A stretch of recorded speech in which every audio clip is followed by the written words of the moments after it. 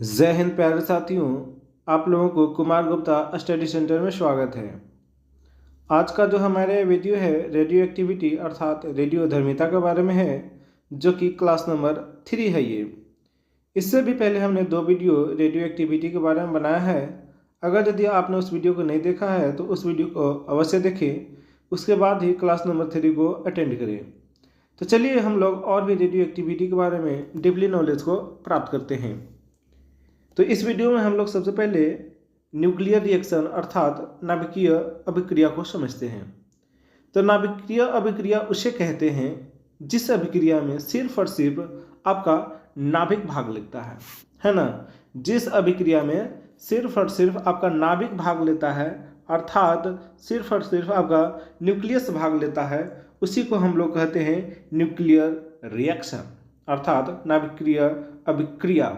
इसमें सिर्फ और सिर्फ आपका प्रोटॉन और न्यूट्रॉन भाग लेता है। न्यूक्लियर रिएक्शन में सिर्फ और सिर्फ आपका प्रोटॉन और न्यूट्रॉन भाग लेता है, इसमें इलेक्ट्रॉन भाग नहीं लेता है ना। तो एग्जाम हॉल में आपसे ये क्वेश्चन पूछता है कि नाभिकीय अभिक्रिया में कौन से तत्व भाग लेते हैं, तो आपका जवाब होगा प्रोटॉन और न्यूट्रॉन।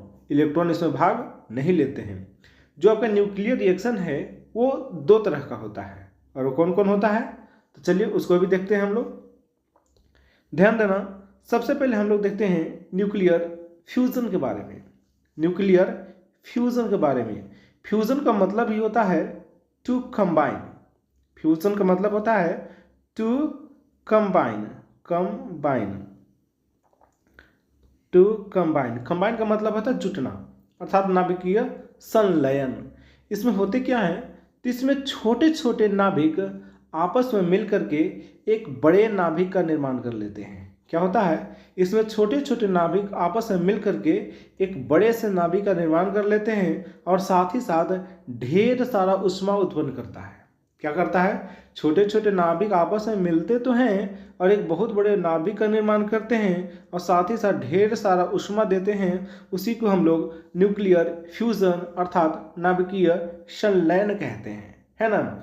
देखेंगे यहाँ पर हमने क्या बनाया है, देख रहे हैं यहाँ पर छोटे छोटे ढेर सारे आपके नाभिक जुड़ रहे हैं और एक बहुत ही बड़े नाभिक बनाते हैं और साथ ही साथ ए लॉट ऑफ हीट उत्पन्न करते हैं, यानी कि ढेर सारे ऊष्मा उत्पन्न करते हैं। उसी को हम लोग बोलते हैं क्या, न्यूक्लियर फ्यूजन अर्थात नाभिकीय संलयन बोलते हैं। ठीक है, आगे देखते हैं हम लोग। इन नाभिकीय संलयन जो आपका है वो किस में होता है, तो जो आप जानते हैं सूर्य यानी कि हमारा जो सन है उसमें जो ईंधन है प्लाज्मा अवस्था में है, जो कि नाभिकीय संलयन के कारण है। उसमें होता क्या है, तो हाइड्रोजन का संलयन हीलियम के रूप में लगातार होते रहता है। सूर्य में हाइड्रोजन का संलयन किस में होता है, हीलियम में होता है, लगातार होते रहता है, जिसके कारण हमारा सूर्य जो है इतना ज़्यादा चमकीला है। जो आपका स्टार है यानी कि जो तारा है उसमें भी नाभिकीय संलयन के कारण ही वो चमकता है। आपने हाइड्रोजन बम के बारे में तो अवश्य सुना होगा। जो आपका हाइड्रोजन बम है ना उसमें भी नाभिकीय संलयन होता है। ठीक है, हाइड्रोजन बम का अगर जनक के बारे में पूछ दे, एग्जाम हॉल में डायरेक्ट ये भी पूछता है कि जो आपका हाइड्रोजन बम है इसका जनक कौन है, तो आपका जवाब होगा क्या, एडवर्ड टेलर। क्या होगा आपका जवाब, एडवर्ड टेलर। ध्यान देंगे अगल का रिएक्शन क्या है, तो अगल का रिएक्शन है न्यूक्लियर फिजन। क्या है, न्यूक्लियर फिजन अर्थात नाभिकीय विखंडन। फिजन, फिजन का मतलब ही होता है टू ब्रेक डाउन। फिजन का मतलब क्या होता है, to break down. To break down, break down करने का मतलब टूटना होगा। क्या, न्यूक्लियर फ्यूजन, और यह है न्यूक्लियर फिजन। फ्यूजन में क्या था, टू कंबाइन, यानी कि छोटे छोटे नाभिक आपस में मिल रहे थे, यानी कि संलयन हो रहा था। लेकिन इसमें क्या है, न्यूक्लियर फिजन यानी कि टू ब्रेक डाउन अर्थात नाभिकीय विखंडन, यानी कि नाभिक जो होगा ये टूटने का काम करेगा।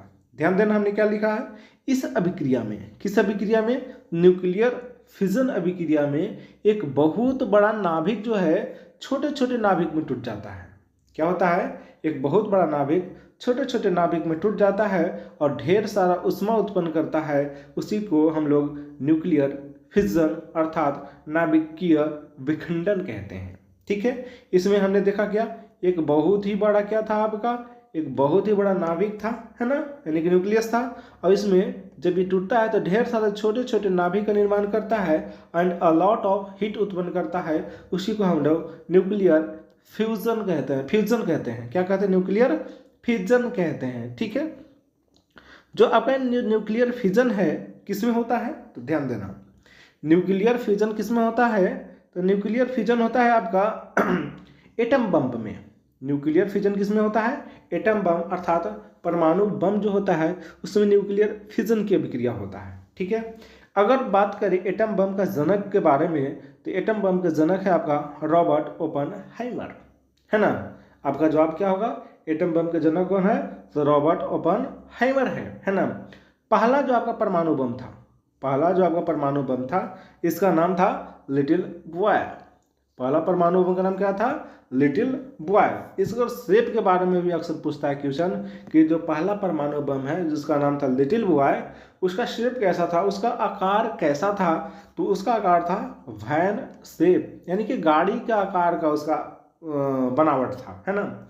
तो एक भी और भी हम लोग बात जानते हैं कि जो पहला आपका जो परमाणु बम है जिसका नाम है लिटिल बॉय, इसका प्रयोग अमेरिका ने किया था जापान के ऊपर 6 अगस्त 1945 को, है ना, 6 अगस्त 1945 को किया था जापान के ऊपर। अगर बात करें इसमें फ्यूल यानी कि ईंधन का, इसमें कौन सा ईंधन का प्रयोग किया गया था, तो इसमें ईंधन के रूप में यूरेनियम का प्रयोग किया गया था।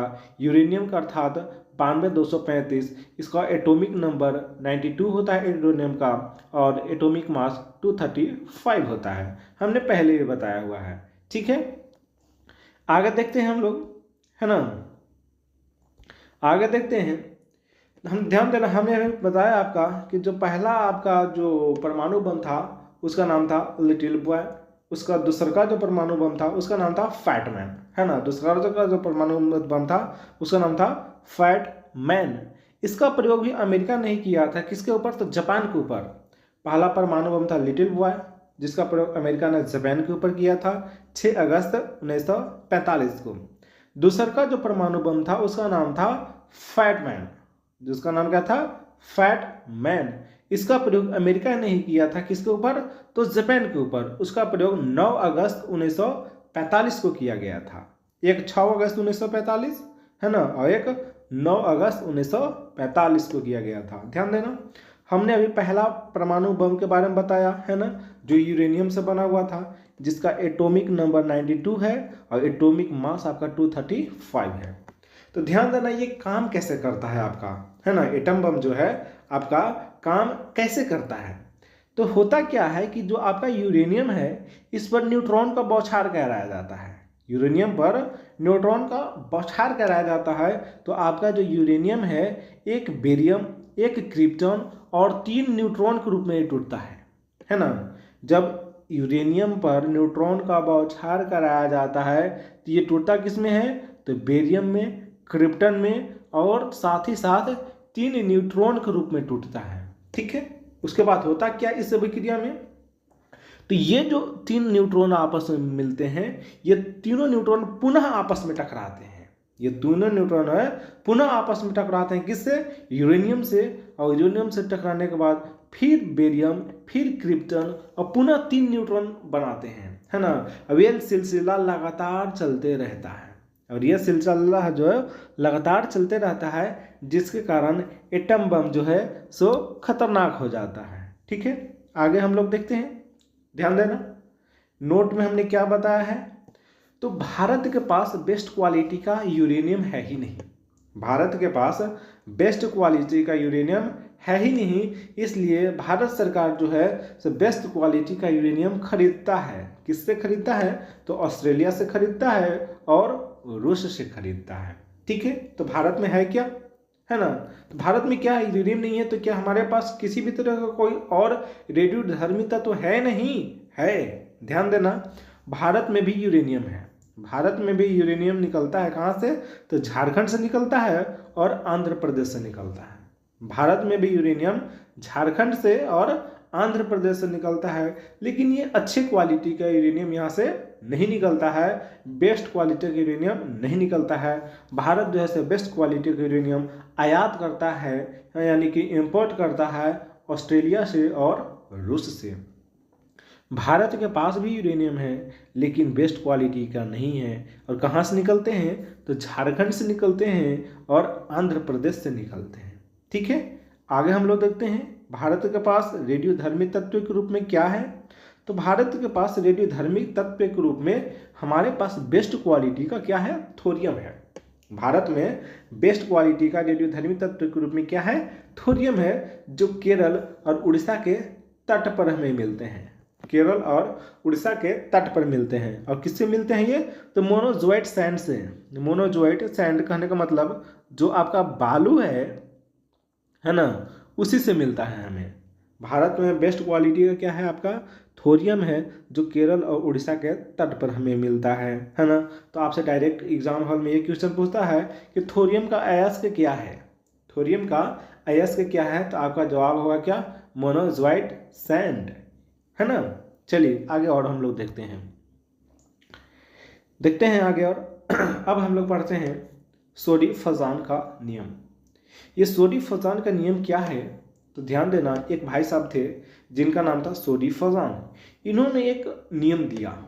क्या नियम दिया, इन्होंने बताया कि जो अल्फा रेज और बीटा रेज और गामा रेज है, अल्फा रेज, बीटा रेज और जो गामा रेज है ना, ये अगर ये तीनों रेज अर्थात ये तीनों किरण किसी रेडियोधर्मी तत्व से निकलते हैं तो उनके परमाणु क्रमांक और उनके परमाणु द्रव्यमान पर क्या प्रभाव पड़ता है, उसके बारे में नहीं उन्होंने बताया है ना। हमने इससे पहले बताया है कि अल्फा रेज, बीटा रेज और गामा रेज का खोज किसने किया था। अल्फा रेज, बीटा रेज और गामा रेज का खोज किसने किया था, तो रदरफोर्ड भाई साहब ने किया था। लेकिन सोडी फजान भाई साहब ने क्या निकाला निष्कर्ष, कि ये जो अल्फा रेज और बीटा रेज और गामा रेज जो हैं किसी भी रेडियोधर्मी तत्व से निकलते हैं तो उसके एटॉमिक नंबर अर्थात परमाणु संख्या यानी परमाणु क्रमांक और उसके एटॉमिक मास अर्थात उसके परमाणु द्रव्यमान पर क्या प्रभाव पड़ता है, इसके बारे में बताया कौन, तो आपका सोडी फजान भाई साहब। ठीक है, उन्होंने क्या बताया, अगर यदि किसी भी रेडियोधर्मी तत्व से एक अल्फा रेज निकल जाए, किसी भी रेडियोधर्मी तत्व से एक अल्फा रेज निकल जाए तो उसके परमाणु क्रमांक में 2 की कमी आती है ना। परमाणु क्रमांक में 2 की कमी आती है, अर्थात उसके एटॉमिक नंबर में 2 की कमी आती है, जबकि उसके एटॉमिक मास अर्थात परमाणु द्रव्यमान में 4 की कमी आ जाती है। क्या उन्होंने बताया सोडी फजान भाई साहब ने, सबसे पहले बताया कि एक अल्फा रेज निकलने से उसके परमाणु क्रमांक में 2 की कमी आती है, जबकि उसके परमाणु द्रव्यमान में 4 की कमी आ जाती है। ठीक है, अगल का क्या बताया भाई साहब ने, उन्होंने ये भी बताया कि अगर यदि उसमें से एक बीटा रेज निकल जाए, अगर यदि उस रेडियोधर्मी तत्व से एक बीटा रेज निकल जाए तो उसके परमाणु क्रमांक में 1 की वृद्धि हो जाती है। उससे पहले अल्फा रेज क्या था, अल्फा रेज निकलता था तो परमाणु क्रमांक में 2 की कमी, जबकि परमाणु द्रव्यमान में 4 की कमी हो रहा था। लेकिन यहाँ वैसा नहीं है, एक बीटा रेज निकलता है तो उसके परमाणु क्रमांक में 1 की वृद्धि हो जाती है, और जबकि उसका एटॉमिक जो मास है अर्थात उसका जो परमाणु द्रव्यमान है वो सेम रहता है, इसमें कोई चेंजिंग नहीं होता है ना। तीसरा बात उसने क्या बताया है ना, कौन भाई साहब, तो सोडी फजान भाई साहब ने क्या बताया, तो सोडी फजान भाई साहब ने ये बताया अगर यदि उस रेडियोधर्मी तत्व से एक गामा रेज निकाल दिया जाए है ना, उस रेडियोधर्मी तत्व से एक गामा रेज अर्थात एक गामा रेज को निकाल दिया जाए या निकल जाए तो उसके एटॉमिक नंबर हो या फिर उसके एटॉमिक मास हो, उसमें कोई फर्क नहीं पड़ता है, उसमें कोई फर्क नहीं पड़ता है ना। उन्होंने यही नियम को बताया है जिसे सोडी फजान के नियम से जाना जाता है ना। ध्यान देना, एक बार मैं पुनः बोलता हूँ, उन्होंने क्या बताया, अगर यदि एक अल्फा रेज निकलता है तो उसके एटॉमिक नंबर में 2 की कमी, जबकि एटॉमिक मास में 4 की कमी होता है। एक बीटा रेज निकलता है तो उसके एटॉमिक नंबर में 1 की वृद्धि, जबकि एटॉमिक मास में कोई फर्क नहीं पड़ता है। अगर यदि उसमें से एक गामा रेज निकलता है तो उसका एटॉमिक नंबर हो या फिर उसका एटॉमिक मास हो, उसमें कोई फर्क नहीं पड़ता है। ध्यान देना, हमने यहाँ पर एक वर्ड को लिखा है यहाँ पर x के रूप में, है ना। ये x के रूप में लिखा हुआ है, ये तत्व को दर्शा रहा है। ये x के रूप में हमने जो लिखा इस तरह से, ये तत्व को दर्शाता है। ये x के जो ऊपर जो इस तरह से लिखे हुए रहते हैं वो परमाणु द्रव्यमान अर्थात एटॉमिक मास को दर्शाते हैं। और x के जो नीचे जो लिखा हुआ है z, ये परमाणु संख्या अर्थात एटॉमिक नंबर को शो करता है ना। A का मतलब क्या होता है, परमाणु द्रव्यमान, और Z का मतलब क्या होता है, परमाणु संख्या। एक बात और भी ध्यान देना कि ये Z बराबर P बराबर E होता है ना। Z बराबर P बराबर E होता है, अर्थात किसी भी तत्व का जितना उसका परमाणु संख्या होगा उतना ही उसका प्रोटॉन होगा, उतना ही उसका इलेक्ट्रॉन होगा। किसी भी तत्व के जितना नंबर का वो आएगा एटॉमिक नंबर में, उसमें प्रोटॉन कितना होंगे, तो सेम उतना ही प्रोटॉन होंगे और सेम उतना ही इलेक्ट्रॉन होंगे, यानी कि Z बराबर P बराबर E होता है। ठीक है। और भी अगर मैं बात करूं, है ना, हमने बताया कि अभी Z बराबर P बराबर E होता है, ठीक है। और एक भी और बात करें तो A बराबर यानी कि एटॉमिक मास बराबर क्या हो जाएगा, एटॉमिक मास बराबर क्या हो जाएगा, तो एटॉमिक मास बराबर होता है P प्लस N। क्या होता है, एटॉमिक मास बराबर क्या होता है, P प्लस N होता है। ठीक है। आगे हम लोग देखते हैं, एक क्वेश्चन है, एक क्वेश्चन आप लोगों के लिए, आप लोग इसे अवश्य बनाएंगे और कमेंट बॉक्स में इसको उत्तर देने का प्रयास करेंगे। ये क्वेश्चन क्या है, मैं पढ़ देता हूँ। क्वेश्चन कहता है कि एक यूरेनियम के अगर यदि उसमें से 4 गो अल्फा रेज को निकाल दिया जाए, एक यूरेनियम से 4 अल्फा रेज निकाल दिया जाए तो उसके परमाणु क्रमांक और उसके परमाणु द्रव्यमान पर क्या प्रभाव पड़ेगा। एक यूरेनियम से 4 अल्फा रेज निकल जाता है तो उसके एटॉमिक नंबर और उसके एटॉमिक मास पर क्या प्रभाव पड़ेगा, ये आपका क्वेश्चन है। ठीक है। आगे देखते हैं हम लोग, ध्यान देना। अब हम लोग पढ़ते हैं आइसोटोप के बारे में। आइसोटोप का मतलब होता है समस्थानिक, है ना। तो समस्थानिक किसको कहते हैं, जिसका एटॉमिक नंबर सेम होता है, जिसका एटॉमिक नंबर सेम होता है परंतु एटॉमिक मास डिफरेंट होता है, उसी को हम लोग आइसोटोप कहते हैं, अर्थात समस्थानिक कहते हैं। ठीक है। आइसोटोप अलग होता है, आइसोबार अलग होता है, ये सब अलग अलग होते हैं। हम लोग आगे जो चैप्टर पढ़ेंगे उसमें इसके बारे में डिक्लेयर रूप से पढ़ेंगे, परंतु यहाँ थोड़ा सा हमने बताया है क्योंकि इसका ज़रूरत पड़ रहा है हमें। ठीक है। आइसोटोप हमने क्या बताया, एटॉमिक नंबर तो सेम रहेगा परंतु उसका एटॉमिक मास डिफरेंट होगा। ठीक है। देखते हैं कैसे डिफरेंट होता है, ध्यान देना। हमने यहाँ पर आइसोटोप ऑफ हाइड्रोजन लिया है ना। पहला आइसोटोप होता है 1H1, दूसरा का आइसोटोप होता है 1H2 और तीसरा का आइसोटोप होता है 1H3। तो 1H1 होता है अर्थात जिसका परमाणु क्रमांक भी 1 और परमाणु द्रव्यमान भी 1, तो उसे हम लोग प्रोटियम के नाम से जानते हैं। साधारण तौर पर पीने का पानी होता है जिसे हम लोग कहते हैं, साधारण तौर पर पीने वाला जो पानी होता है जिसे हम लोग H2O के रूप में जानते हैं, वो आपका क्या होता है, प्रोटियम होता है। ठीक है। एक होता है 1H2 अर्थात इसका परमाणु क्रमांक 1 परंतु इसका परमाणु द्रव्यमान 2 होता है, जिसे हम लोग ड्यूटेरियम के रूप में जानते हैं, जिसे हम लोग कठोर जल के रूप में जानते हैं। इसका सूत्र होता है G2O। एक और होता है 1H3, इसका परमाणु क्रमांक 1 परंतु इसका परमाणु द्रव्यमान कितना है, 3 है ना। इसे ट्राइटियम के रूप में जानते हैं। अब ये ट्राइटियम जो है आपका एक रेडियोधर्मी है, अर्थात ये एक रेडियो एक्टिव एलिमेंट होता है ना। हमने देखा इस तीनों का जो हाइड्रोजन आप देख रही हैं, तीनों हाइड्रोजन है, सबका जो है परमाणु क्रमांक 1 ही है ना, परंतु परमाणु द्रव्यमान अलग अलग है। इसका 1 है, इसका 2 है, इसका 3 है, लेकिन तीनों का आप देख रहे हो यहाँ जो एटॉमिक नंबर जो नीचे वाला है सेम है, 1 1 1 ही है, लेकिन इसका एटॉमिक मास अलग है, इसका 1 है, इसका 2 है, इसका 3 है, यानी कि क्या है, आइसोटॉप है, किसका, हाइड्रोजन का। अगर बात करें हम लोग पीने वाला जो पानी है यानी कि H2O है, इसका खोज किसने किया था, तो इसका खोज किया था हेनरी क्वेंडिस ने।